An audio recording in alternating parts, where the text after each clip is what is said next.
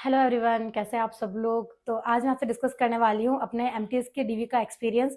तो कल मेरा डीवी था एमटीएस की पोस्ट के लिए फेज 11 से। वैसे तो मैंने एमटीएस की 3-4 पोस्ट के लिए क्वालिफाई किया था, लेकिन उनका सेंटर आंध्र प्रदेश दे दिया था, तो वो मैंने स्किप किया और उन्होंने मेरे मार्क्स भी ज़्यादा नहीं आ रहे थे। लेकिन इसका जो मैंने डीवी करवाया है, इसमें मेरे मार्क्स लगभग 40 नंबर ज़्यादा है कट ऑफ से।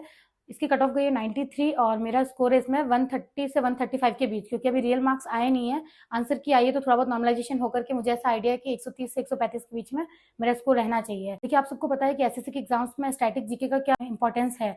आपको पता हो तो सीजी में भी स्टैटिक जीके के क्वेश्चंस काफी देखने को मिले, और एमटीएस एमटीएस तो ऐसा एग्जाम है ना जिसके अंदर सिर्फ जीके और इंग्लिश के ही मार्क्स ऐड होते हैं। तो 2025 में जो भी कैंडिडेट्स एसएससी के किसी भी एग्जाम्स को टारगेट लेके चल रहे हैं, तो उनके लिए स्टैटिक जीके की नियॉन पब्लिकेशन की बुक वो आप ट्राई कर सकते हैं। तो ये बुक काफी बेनिफिशियल रहने वाली है। इसके अंदर स्टैटिक जीके की सारी चीजें, जितने भी एसएससी के इंपॉर्टेंट टॉपिक्स हैं, उन सभी को कवर किया गया है और ट्रिक्स के साथ। और हाल ही में जो एसएससी सीजीएल का एग्जाम हुआ, उसमें काफी क्वेश्चंस देखने को मिले इस बुक से। इस बुक को आप फ्लिपकार्ट से परचेज कर सकते हैं, जिसका मैं लिंक डिस्क्रिप्शन में दे दूंगी। और देखिए, जो कैंडिडेट्स इस बुक को अफोर्ड नहीं कर सकते, उनके लिए फ्री में इसकी पीडीएफ भी अवेलेबल है। मैं नीचे टेलीग्राम चैनल का लिंक दे देती हूँ, तो वहाँ पे आपको इसकी पीडीएफ मिल जाएगी। इंग्लिश और हिंदी दोनों मीडियम में ये बुक अवेलेबल है। एनआर 27,523 जिसके डीवी के लिए मैं गई थी कल मुंबई, और मुझे बहुत ही अच्छा लगा। मेरे काफी सारे सब्सक्राइबर्स मिले। सबसे पहली बात तो ये लगभग 25 गर्ल्स थी और सब जानती थी मुझे, और सबसे मिलकर बहुत ही ज्यादा अच्छा लगा और हमने काफी बातें की।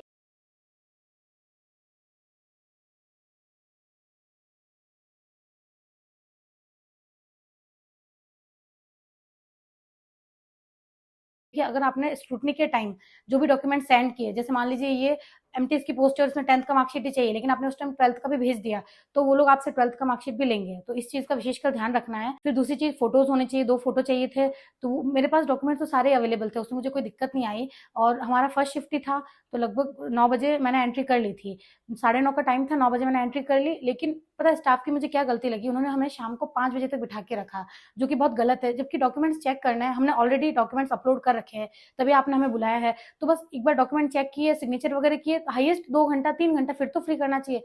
सुबह से लेकर के शाम तक बिठा के रखा। उसके बाद जैसे दूसरी जगह मैंने डीवी करवाया, तो वहां पे क्या था कि आप कैंटीन में जा सकते हो, खाना पीना कर सकते हो, या अपने मतलब बाहर रिलेटिव वगैरह जो भी आपके साथ, उनसे जाके मिल सकते हो। लेकिन इन्होंने बोला कि आप ये हॉल छोड़ के कहीं नहीं जा सकते, बस पानी वॉशरूम 2 जगह आप जाओ, उसके अलावा कुछ नहीं।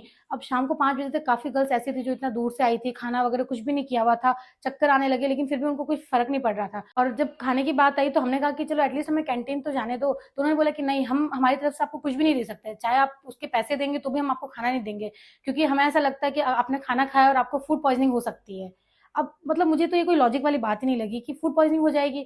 अब वो इंसान भूखा है, उसको चक्कर आ रहा है, वो गिर रहा है, वो चीज उनको नहीं दिख रही, लेकिन खाना वो देंगे उससे हमको फूड पॉइजनिंग हो जाएगी। पर चलो ठीक है, हमने सोचा छोड़ो, कोई बात नहीं, भूखे रह लेंगे, क्या ही फर्क पड़ता है, एक दिन की बात है। और जॉब का सवाल है। अब इतने साल मेहनत की है, कहीं भी सिलेक्शन नहीं हो रहा, तो एक लगता है ना कि चलो यार एमटीएस ही मिले, पर कुछ तो मिले एटलीस्ट।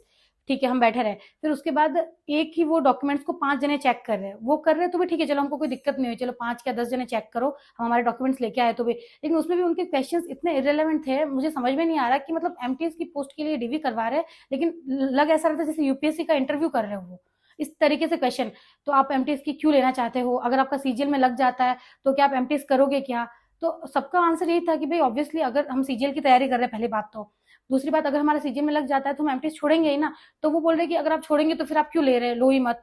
तो भाई सिलेक्शन नहीं हो रहा इसलिए ले रहे हैं। बोल रहे कि मान लो अगर 2 साल में हो गया आपका, फिर आप छोड़ेंगे तो हमारा तो नुकसान हो जाएगा। तो मैंने कहा श्योरिटी तो है नहीं ना कि भाई सिलेक्शन हो जाएगा। तो वापस क्रॉस क्वेश्चन कर रहे कि तो आपको कॉन्फिडेंस ही नहीं अपने ऊपर कि आपका 2 साल में सिलेक्शन हो जाएगा। तो मैंने कहा कि कॉन्फिडेंस तो इसलिए नहीं क्योंकि 3-4 साल हो गए तैयारी करते हुए, और अभी भी मार्क्स आ रहे हैं, लेकिन फाइनल लिस्ट में नाम नहीं है, तो कहाँ से कॉन्फिडेंस आए? कंपटीशन इतना बढ़ गया है, रिपीटेड एग्जाम दे रहे हैं, पहले से हालत इतनी खराब है। और एसएससी भी देखो ना, पेपर का लेवल कभी बहुत ज्यादा इजी रख रही है, कभी टफ रख रही है। तो ऐसे में सिलेक्शन की गारंटी तो कोई भी नहीं दे सकता, चाहे किसी ने जितनी मर्जी मेहनत की हो। तो मतलब सब लोग, सारी गर्ल्स परेशान हो गई कि मतलब ऐसा तो हमने सोचा भी नहीं था कि इतना ये लोग परेशान करेंगे। मैंने फेज 11 का एग्जाम दिया, वो फोटो और अभी का। अब देखिए, 1-1 2-2 साल तो इनका प्रोसेस चलता है। साल भर पहले हमने एग्जाम दिया, अब ये लोग बुला रहे हैं 1.5 साल बाद डीवी के लिए। तो मुझे बोल रहे कि आप तो फोटो से थोड़ा अलग लग रहे हो। तो मैंने कहा मैं तो हूँ तो वही। अब ये है कि चलो प्रिपरेशन करते करते वेट गेन हो गया, तो इस वजह से थोड़ा हेल्दी लग रही होगी। तो बोले कि नहीं, आपकी आपकी कितनी बहनें हैं? मैंने कहा हम तो 4 सिस्टर्स है। तो कितना एज गेप है? आपकी बहन का फोटो दिखाओ। मतलब मुझे तो ये कोई मतलब लगा ही नहीं कि आप हम डीवी के लिए आए हैं या कोई पता नहीं फालतू की बातचीत में आ गए। उस तरीके से वो क्वेश्चन कर रहे थे। और एक और चीज मुझे बहुत बेकार लगी कि उन्होंने सिग्नेचर का बोला था कि आपको अच्छे से करना है। तो मैंने अच्छे से एज इट इज सिग्नेचर किया।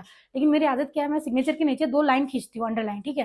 तो उन्होंने अलग से बुलाया और बोला कि आपने ना सिग्नेचर सही किए। मैंने कहा हाँ एकदम सेम है। तो बोले कि नहीं, हम आपको डिफरेंस बताते हैं। मैंने सोचा यार इसमें क्या डिफरेंस होगा।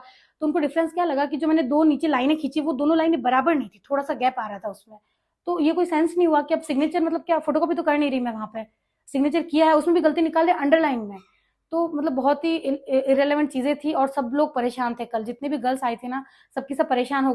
तो आप लोग भी इन सब चीज़ों का ध्यान रखिएगा। अगर आप नए हैं और पहली बार डीबी करवाने के लिए जा रहे हैं तो हम कुछ नहीं कह सकते। कई बार स्टाफ बहुत सपोर्टिव होता है, कई बार ये लोग फालतू के क्वेश्चंस वगैरह भी करते हैं। बस हमें अपनी तरफ से 100% प्रिपेयर होकर जाना है, सारे डॉक्यूमेंट्स लेके जाने हैं, उनका जेरोक्स लेके जाना है और जो वो क्वेश्चन थे अपने अकॉर्डिंग आंसर देना है बस। और वो डॉक्यूमेंट्स तो ले ही लेंगे लास्ट में, चाहे वो जितना मर्जी नाटक करें।